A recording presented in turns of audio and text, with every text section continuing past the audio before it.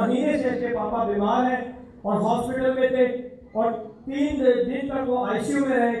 और इस बेटे ने मुसलसल यहाँ पे आके खुदा के खानों से दुआ की और यीशु ने इनके पापा को आईसीयू से निकाल दिया। यीशु के नाम को चला के